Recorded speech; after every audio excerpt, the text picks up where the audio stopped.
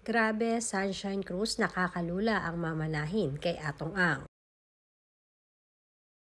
Hot topic pa din ngayon sa social media ang naging pag-amin ng bilyonaryong si Atong Ang sa relasyon nila ni Sunshine Cruz.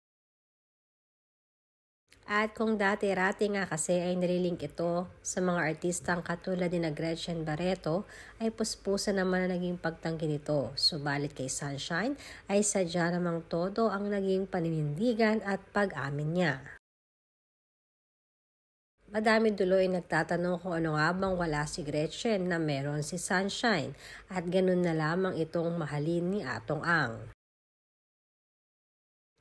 Kaya naman usap-usapan din ang naging blind item kamakailan, Religiosa Poco sa YouTube channel ni OG Diaz kung saan ay pinahulaan silang isang actress na humihingi di umano ng 200 million sa kanyang jowa.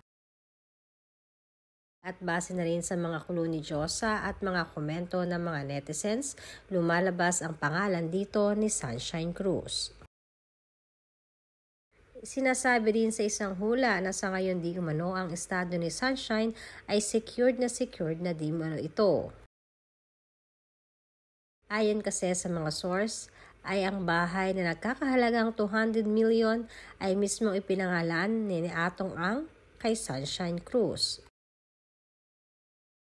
Kaya naman kung ano't ano man di umano ang mangyari ay hindi na talaga lugi pa sa relasyong ito si Sunshine. Komento pa ng mga netizens, hindi na rin di umano lugi itong si Atong Ang kay Sunshine dahil sa edad nito ay napakaganda pa rin at hindi halata na may 3 anak na ito. Dagdag pa ng mga netizens, damay na rin ang mga anak sa makikinabang ng yaman ni Atong Ang.